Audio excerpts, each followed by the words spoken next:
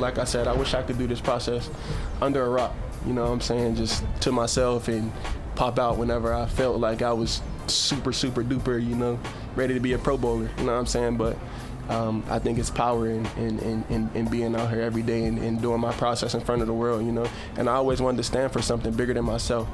That was my goal my whole life. You know, I had goals within this game, but, you know, life goals, that was the biggest thing. I wanted to stand for something bigger than myself, and I have the opportunity to do that now, and I'm gonna fulfill that.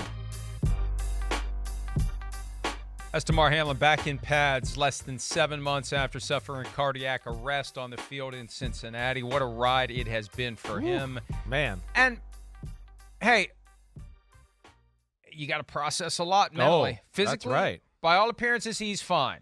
And commodio cordis, the condition that seems to be the consensus that occurred, the very rare outcome of taking a blow to the chest and causing the heart to stop. It happens a lot with youth baseball. I remember when my son played, he had the plate that you wear right here on your sternum to kind of take that blow and dissipate it so it doesn't concentrate and cause the heart to stop. It does happen. The sensitivity to those issues, the AEDs that are showing up everywhere now, the donations that have been made by teams like the Saints and the Packers, Damar Hamlin's foundation, that's all great stuff flowing from this. But now we're back to football. He's back in pads.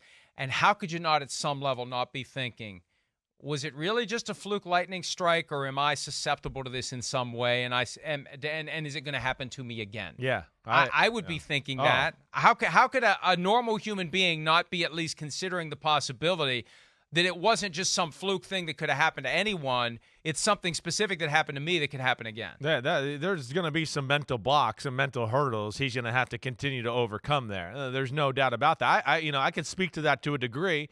You know, losing my spleen that next year when I got to play in the preseason, I was as nervous as I ever was. You know, practice was one hurdle, but I didn't get hit in practice. I was a quarterback, you know, and I wasn't totally healthy, but okay, wait, I'm practicing. But, like, was my mind racing and my heart beating extra fast the first time I had to go out and go, wait, am I going to, you know, when I get hit in the chest here, what's going to happen? You know, because I had a big scar. When somebody puts their helmet right in my stomach, like, is my scar going to be okay? I mean, so those thoughts are, of course, are going to go through your brain. And with his case, which is even more dire and crazy, how could they not?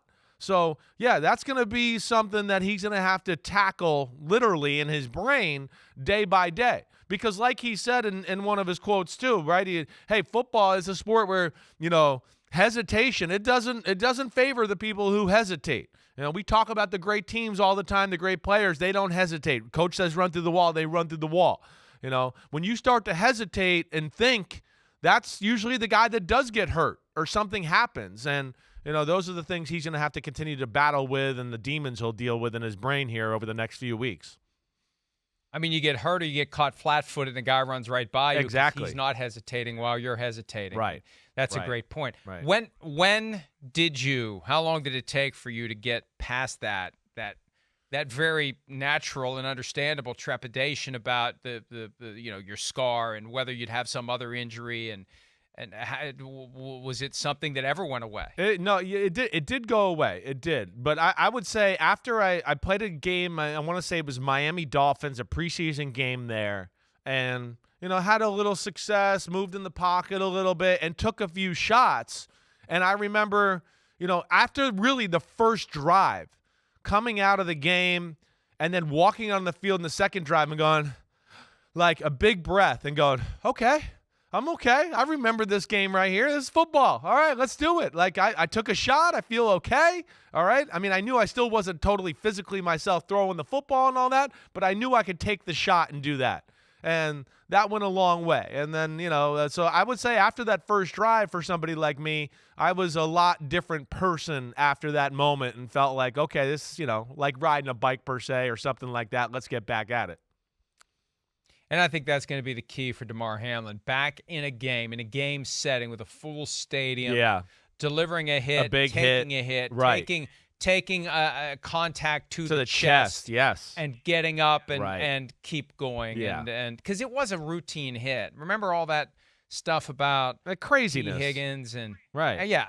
No, it was a routine hit that happens all the time. And the sooner Damar Hamlin takes another hit like that and has that same epiphany you did, okay, I'm fine, I'm back, here we go, then he's back to playing football. And it's good to see him back on the field. Obviously, it's good to see him in pads, and we'll see him in the preseason here coming up next weekend. Hi, it's Mike Florio. Thanks for watching PFT on YouTube. Hit subscribe for the latest news and analysis from Pro Football Talk.